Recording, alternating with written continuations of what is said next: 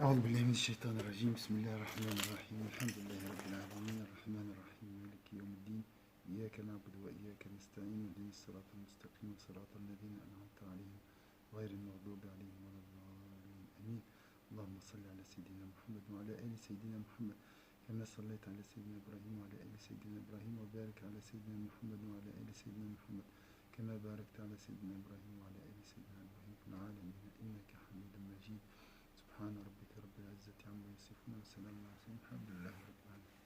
Le chapelet, ça.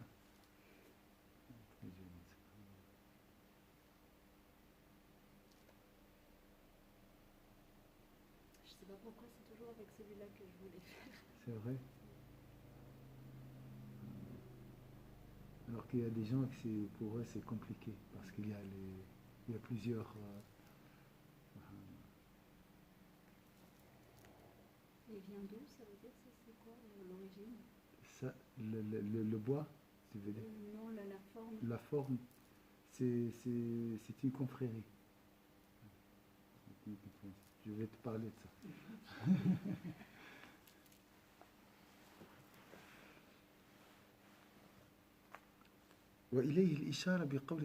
Donc on a dit ici hier, l'autre fois, la question de l'anéantissement ou l'abstraction de soi. Donc arriver vraiment à s'effacer. Ça pour des personnes c'est inconcevable, c'est impossible. Pourquoi? Parce que moi tu me dis je m'efface alors que je vois ton ombre, tu existes, alors et il n'accepte pas ces propos. Il a dit, il est d'ailleurs inévitable que les propos des gnostiques soient la risée des ignorants. Les ignorants, pourquoi? C'est des bêtises, ça. C'est ce que... après, il a utilisé des versets très forts, lui-même. C'est ce qu'indique la parole de Dieu. Ceux qui commettaient des crimes riaient de ceux qui avaient la foi. Ça, c'est dans la vie de l'au-delà. Lorsqu'il passait auprès d'eux, ils s'échangeaient des clins d'œil. Et lorsqu'ils sont retournés auprès de leurs proches, ils ont plaisanté encore. Et lorsqu'ils les voyaient, ils déclaraient: ceux-là sont égarés. Donc pour les ignorants, les gnostiques, c'est des égarés. Ils ne furent pourtant pas chargés de les surveiller. إن الذين أجرموا كانوا من الذين آمنوا يضحكون وإذا مروا بهم يتغامزون وإذا انقلبوا إلى أهلهم انقلبوا فكهين وإذا رأوهم قالوا إن هؤلاء لضالون وما أرسلوا عليهم حافظين ثم يبين أن ضحك العارفين عليهم غدا أعظم. Puis il explique que les gnostiques riront bien davantage. Aujourd'hui, ceux qui croyaient rient des impies. Ils les observent depuis leur banquette. Tu veux prendre une photo?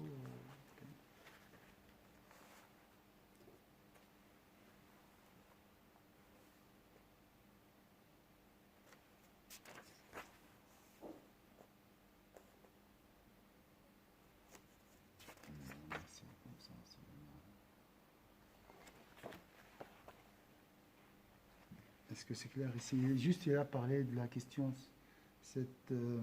Ici, les ignorants, c'est plutôt les gens qui s'attachent plus aux apparences, qui, pour eux, tout ce qui est invisible n'a pas de valeur ou est inexistant. C'est ceux qui font les choses machinalement. Oui, on peut dire aussi, mais c'est ça, c'est pas des ignorants. Des fois, c'est par paresse ou bien par habitude. Mais des ignorants qui vraiment nient ce côté invisible, par rapport aux gnostiques qui sont plus attachés. Est-ce que ça peut être ceux qui font les choses de façon ostentatoire? Ostentatoire, c'est des pécheurs. Ça. C'est Pour eux, c'est ces choses, ces histoires de mystique, tout ça, ça n'existe pas. Non. L'abstraction de soi, c'est quoi l'abstraction de soi? Mais tu existes encore. Donc, ils ont juste cette... C'est également le cas du peuple de Noé qui se moquait de lui lorsqu'il s'affairait à construire son arche. C'est aussi, c'est quoi? Mais Noé leur déclara, si vous vous moquez de nous, viendra l'heure où nous nous moquerons de vous comme vous le faites. Là, lui-même, il était un peu dur, hein, très très dur, très féroce. C'est sa nature. De toute façon, on le connaît très bien. Il répond fort, hein. Peut-être pour réveiller, c'est sûrement ça, son intention. وكذلك أمة نوح عليه. Toujours en islam, il y a cette guerre, entre guillemets, guerre entre les savants de l'apparence et les savants mystiques, ce qu'on appelle les gnostiques. Toujours il y a cet affrontement, hein. Mais en réalité, il n'y a pas de voie mystique sans la loi et les règles et les préceptes de l'islam. Et je vois les préceptes de l'islam, les règles, les lois sont vraiment le fond mystique, aussi elles perdent leur valeur. وكذلك كانوا يضحكون عند اشتغاله بعمل السفينة قال إن تسخروا منا فإننا نسخر منكم كما تسخرون فهذا أحد النظرين. L'autre perspective est celle des gens qui ne sont pas parvenus au rang de l'effacement complet de soi et ils se divisent en deux catégories. Alors si je reviens un peu pour savoir la question c'était quoi?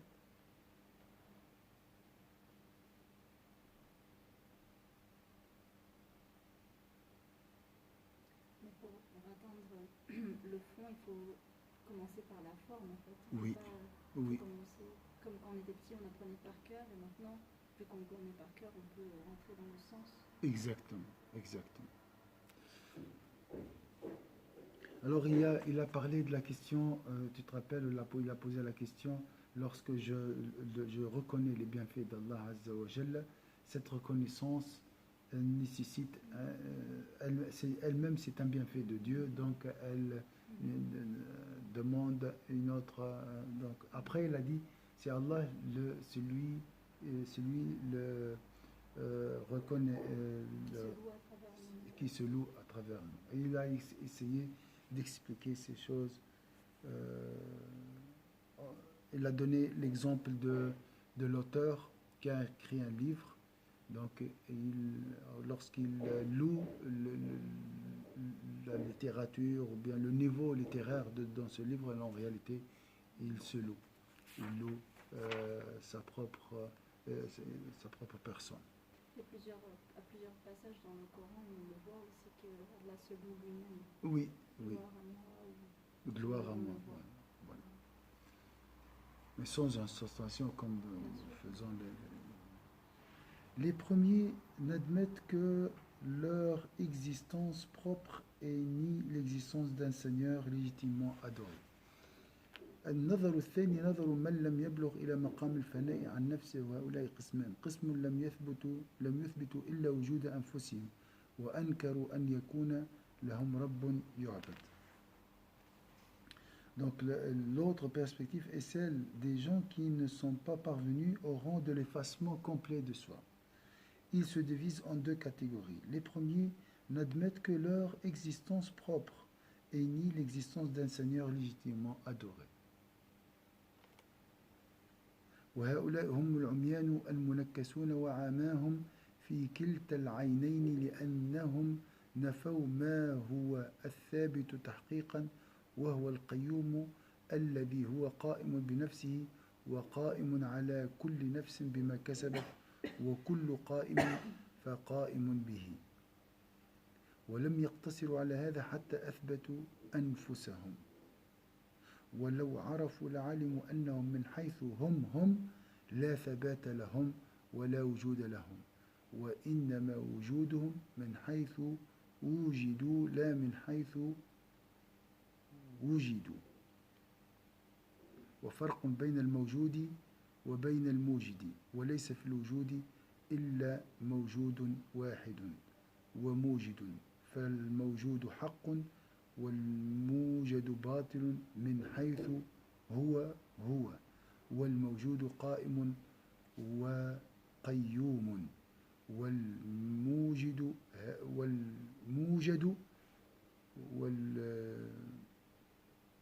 هالك وفان وإذا كان كل من عليها فان فلا يبقى إلا وجه ربك ذو الجلال والإكرام. Alors, les premiers n'admettent que leur existence propre et nient l'existence d'un Seigneur légitimement adoré. Ceux-là sont aveugles de deux yeux et vont la tête en bas.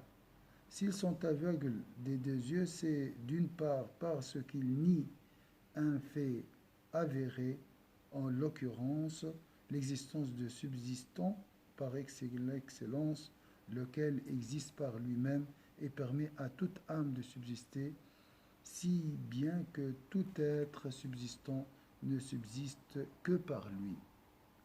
D'autre part, non content de cela, ils s'attribuent en outre une existence à eux-mêmes.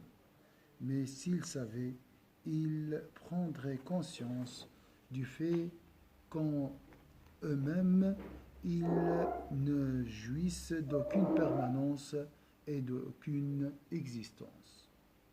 S'ils existent, c'est parce qu'ils ont été existenciés, non parce qu'ils existent par eux-mêmes. La différence est grande entre l'être existant et l'être existencié. Il n'est en l'existence qu'un être existant et des êtres existenciés. L'être existant est réel, tandis que tout être existencié est vain en lui-même, donc sans l'être existant. Puis l'être existant demeure et subsiste par lui-même, tandis que l'être existencié est périssable et voué à disparaître. Et si tout être ici-bas est voué à périr, alors est le seul demeure le visage de ton Seigneur, le plein de majesté et de munificence. Donc on a parlé de ça, hein, on a parlé de celui qui subsiste,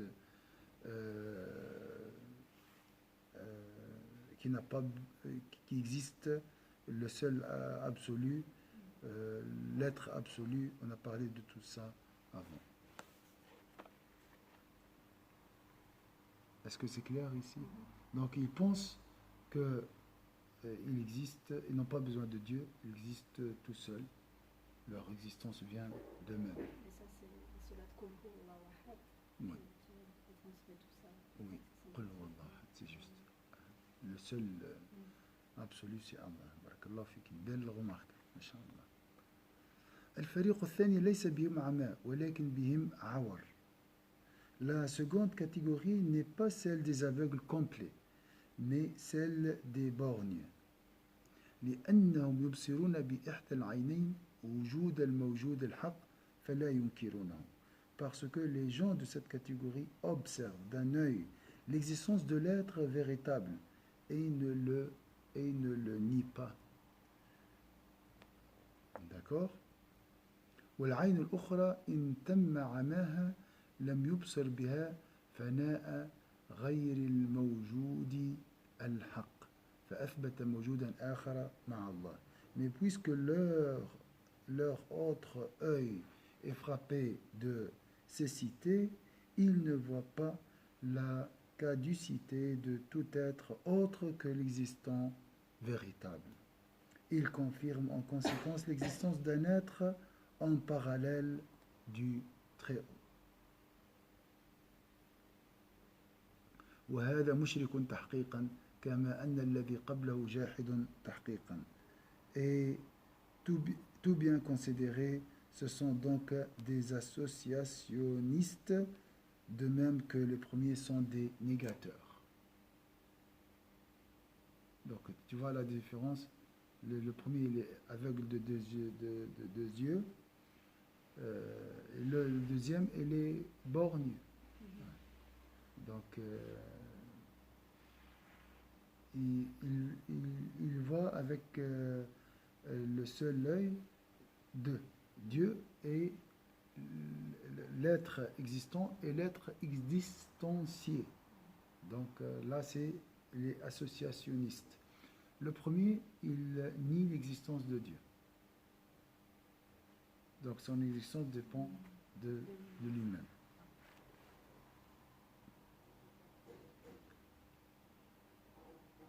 فإن جاوز حد العماء إلى العمش أدرك تفاوتا بين الموجودين فأثبت عبدا وربا. C'est en vertu, s'il parvient à se défaire de leur myopie intellectuelle, ils comprendront la différence entre les deux formes d'être existants et ils admettront qu'il doit y avoir des serviteurs et un seigneur. Avant, c'était des associés de Dieu, au même pied d'égalité. D'accord?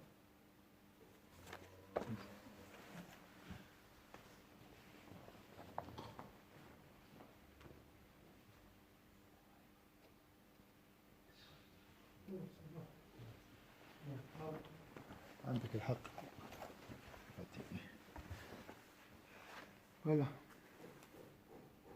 فبهذا القدر من إثبات التفاوت والنقص من الموجود الآخر داخل في حد التوحيد. ثم إن كحل بصره بما يزيد في أنواره فيقل عمشه. C'est en vertu de la reconnaissance de cette différence et de l'insuffisance des êtres existants autres que Dieu qu'il intègre l'unicité. Puis, s'il se farde les yeux d'un surcroît de lumière et atténue leur aveuglement en proportion de ce qu'ils accroisent leur clairvoyance, ils percevront l'insuffisance des êtres dont ils reconnaissaient l'existence en dehors du Très-Haut. Donc, deux dieux, moi et Dieu, et après, je peux passer à deuxième position, Seigneur, serviteur. Avec le temps, avec la clairvoyance, je ne vois plus le serviteur. Tout dépend de l'intensité de la lumière de mon cœur, de la clairvoyance.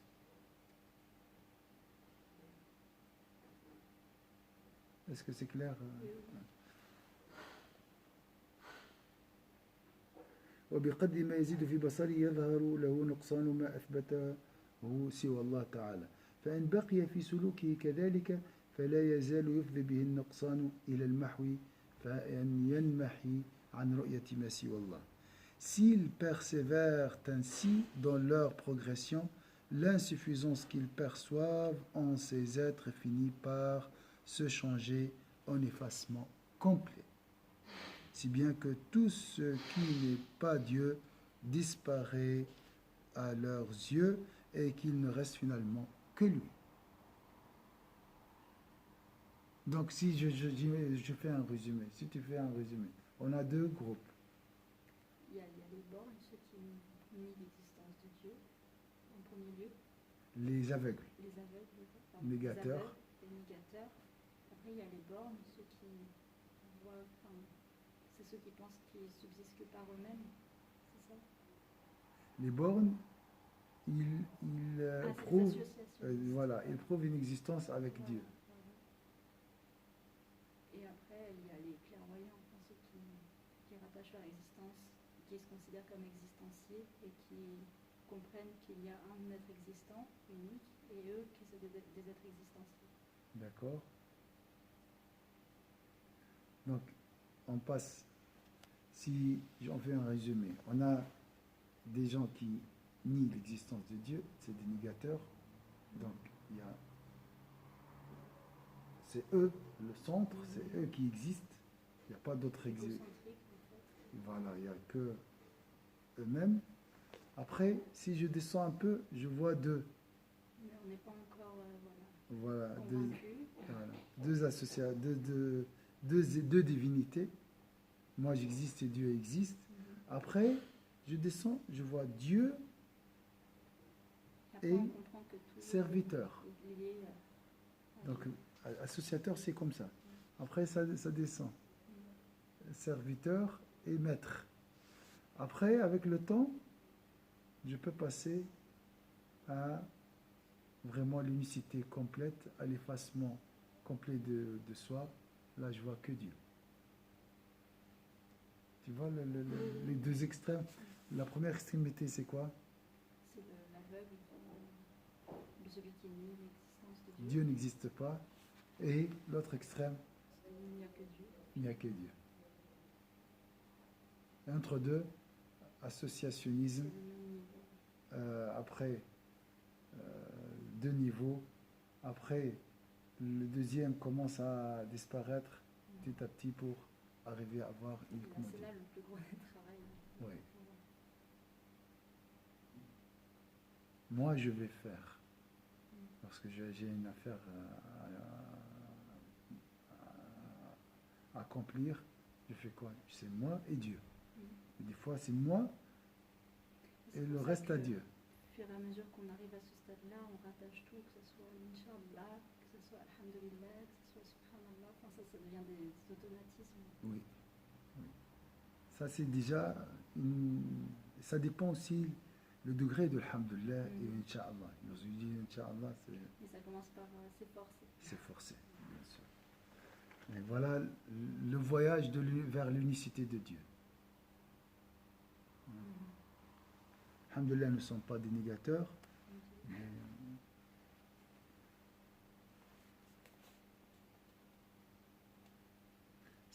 c'est à ce stade qu'il accède à la parfaite unicité. Il y a une unicité et il y a la parfaite unicité. فلا يرى إلا الله فيكون قد بلغ كماله التوحيد وحيث أدرك نقصا في وجود ما سوى الله تعالى دخل في أوائل التوحيد. Mais en fait, celui qui est associationniste, c'est celui qui aurait. C'est comme s'il y avait les fils transparents des marionnettes et qu'il ne pouvait pas les voir. Oui. Alors que l'autre, il voit très clairement les fils reliés. Très bien, voilà. Là, c'est déjà, comme il a dit ici, dès que l'individu commence à apercevoir l'insuffisance au sein des êtres, des marionnettes, autres que le Très-Haut, il appréhende les prémices de l'unicité. Ah, elles ne bougent pas toutes seules, ces marionnettes. Subhanallah, ça c'est une question de philosophie qui a beaucoup tourmenté tous les penseurs, le déterminisme. Est-ce qu'on est libre, on a le libre arbitre, ou est-ce qu'on est toujours déterminé par quelque chose? Subhanallah. Mais pour nous, c'est une évidence maintenant qu'il y a toujours on est déterminé.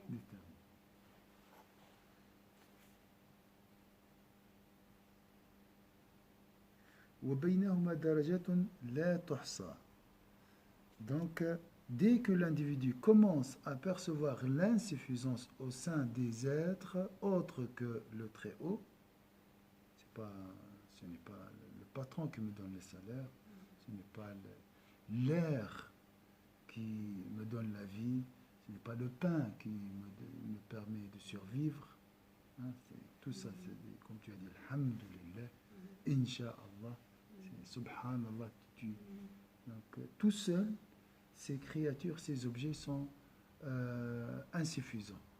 Ils n'ont pas un pouvoir qui vient d'eux-mêmes. Il appréhende les prémices de l'unicité. Il commence vraiment à faire les premiers pas vers l'unicité de Dieu. Entre ce premier degré et celui de la parfaite unicité, d'innombrables degrés s'échelonnent. Tu vois, comme on l'a dit.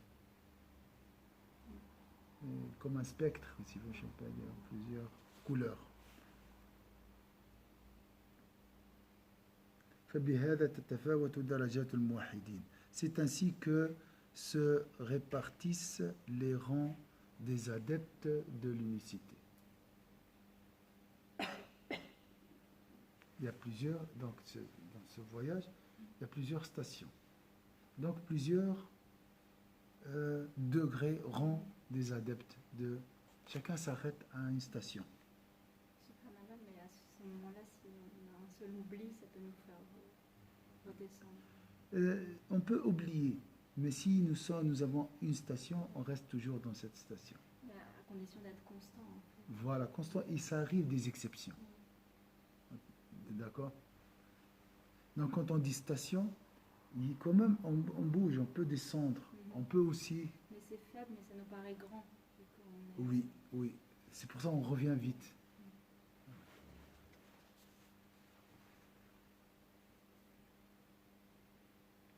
وكتب الله المنزلة على ألسنة رسله هي الكحل التي يحصل بها أنوار الأبصار والأنبياء هم الكحالون.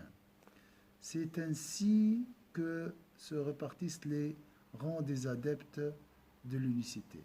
Les livres de Dieu révélés à travers ses envoyés sont ce phare au moyen duquel les yeux s'illuminent. Est-ce que l'image métaphorique est claire? Oui, parce que plus tôt il parlait de puisqu'ils se fardent les yeux d'un surcroît de lumière et atténuent leur aveuglement en proportion de ce qu'ils accroissent de leur clairvoyance. C'est les écrits sacrés. D'accord. L'image, c'est le phare. Oui, c'est le phare, en fait, quand on parle de phare à paupières, c'est se mettre sur les yeux quelque chose, en fait. Voilà, le kuhul. Voilà, Tu connais le kuhul. oui, c'est ça. Et ça, c'est pour, dans la culture, c'est pour améliorer la qualité de vue. Donc, le kuhl, c'est les livres. Et celui qui met le kuhl, c'est les prophètes. Ah, voilà, parce que maintenant, quand on parle de phare à paupières, dans le Nakash, c'est pour donner de l'éclat aux yeux. C'est pour la lumière, en fait, donner de la lumière au regard. Voilà, c'est vrai? Oui. Alors, c'est la même chose. Ces envoyés sont ces livres, et les prophètes sont ceux qui appliquent ce phare. Donc, c'est les livres qui augmentent la lumière du cœur, et c'est les envoyés qui nous aident et qui mettent ce phare.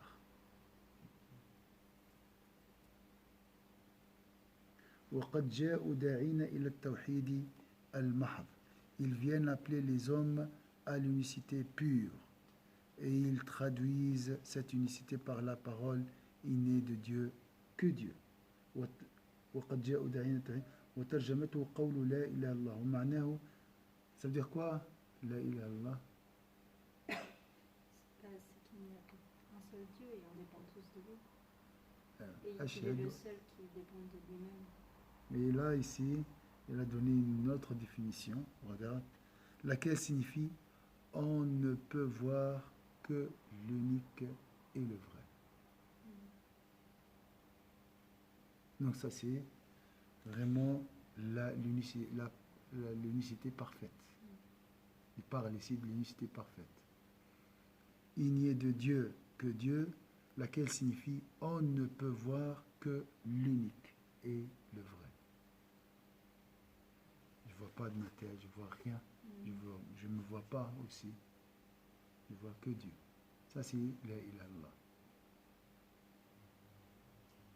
Est-ce que c'est clair ici? Donc, une autre définition ici.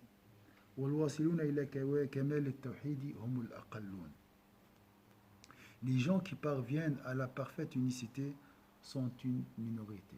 Attention ici, le Razel, il veut nous inciter vraiment à grimper, à aller plus loin.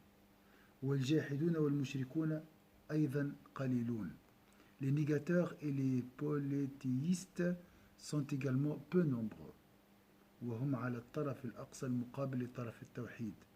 Ils se tiennent à l'extrémité opposée des gens de l'unicité.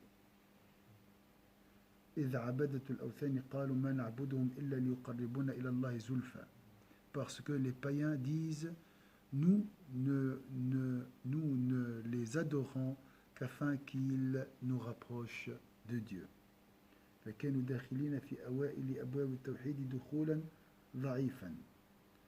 ils en trouveront,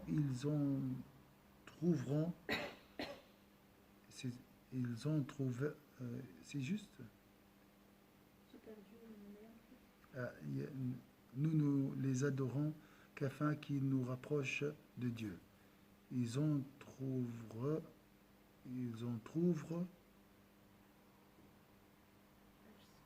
103.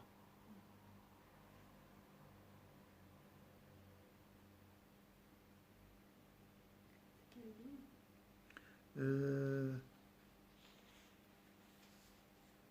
C'est à peu près. Nous les adorons quelqu'un qui nous Voilà. rapproche de Dieu. Et ils en trouvent ainsi. Ils en Entrouvrir, c'est ouvrir en fait. entr'ouvrent. Ça veut dire ouvrir. D'accord. Ils entr'ouvrent ainsi légèrement la porte de l'unicité. C'est pas ouvrir en grand, c'est un tout petit peu. En fait, c'est juste donner voilà, un soupçon de ce qu'il y a derrière. Exactement. Donc, il voit Dieu, mais Mais après, il on associe. fait l'effort de pousser la porte, je pense. Voilà. Ça, c'est vraiment le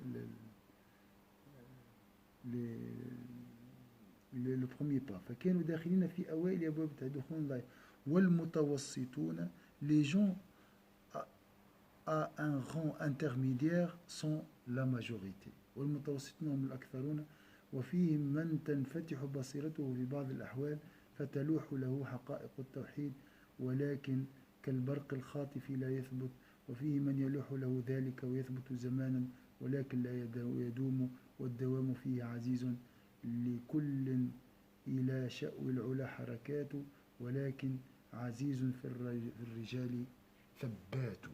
Ça c'est très beau. Le regard de certains d'entre eux s'ouvre parfois. Donc ça c'est la majorité. Les gens, comme on a dit, on est négateurs. Après les adorateurs des statues et tout ça, ils commencent à déjà sortir de la négation parce qu'ils prouvent une divinité. Ensuite, on trouve ceux qui sont arrivés, vraiment, ils ne voient que Dieu. Et entre deux, la majorité. La majorité, là aussi, le spectre est grand, aussi. Alors, il a dit, le regard de certains d'entre eux s'ouvre parfois. Des fois, il fait, comme tu as dit, il ouvre la porte, il voit, Des éclairs. il reçoit des éclairs. Il voit la fin. Mais la porte se ferme vite. Et ça, des fois, elle reste plus longtemps. Mais il se rappelle un petit peu de ce qu'il a vu. Oui. Et c'est cette image qui les attire pour aller plus loin. D'accord? S'ils avaient tout vu d'un coup, ils auraient pu travailler pour y arriver. Oui. C'est pour ça. S'ils voient tout, ils vont arriver. Je pense que... Mais cela se présente sous la forme d'un éclair. Le regard de certains d'entre eux s'ouvre parfois, si bien que les vérités de l'unicité leur apparaissent. Mais cela se présente sous la forme d'un éclair furtif. Cette vision apparaît à d'autres de manière plus durable, puis cesse. Elle est rare qu'elle dure longtemps. Il m'a dit, et s'ils descendent, c'est pour eux, c'est grave. Des cimes de la gloire, tout homme entend l'appel. Mais en ces hauts desseins, peu de pas ne chancellent. Alors, des cimes de la gloire, les cimes c'est le summum. Hein? Les cimes de tout homme entend l'appel. On fait des sauts, on peut toucher le plafond des fois. On peut sauter, toucher le plafond. Mais rester. Mais rester en haut, il n'y a pas beaucoup de gens qui sont... Mais en ces hauts desseins, peu de pas ne chancellent.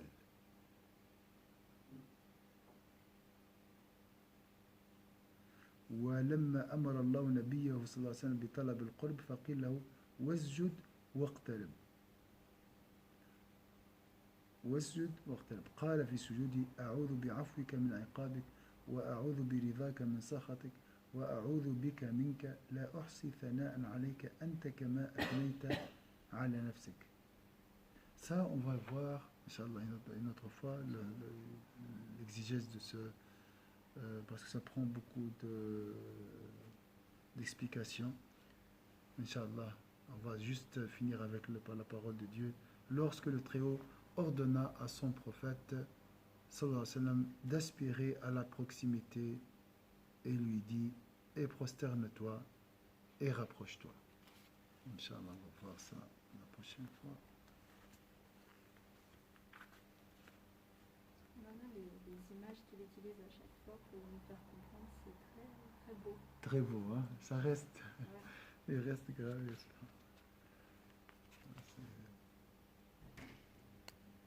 Il est très convaincant. Oui. Alaykoum salam, wa rahmatullahi wa barakatuh.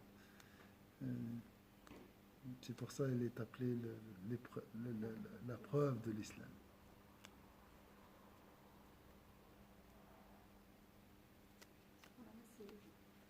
Voilà, on va peut-être clôturer avant que je parle trop. أعوذ بالله من الشيطان الرجيم بسم الله الرحمن الرحيم والعصر إن الإنسان في خسر إلا الذين آمنوا وعملوا الصالحات وتواصوا بالحق وتواصوا بالصبر سبحانك اللهم وبحمدك نشهد أن لا إله إلا أنت نستغفرك ونتوب إليك سبحان ربك رب العزة عما يصفون وسلام على المرسلين والحمد لله رب العالمين.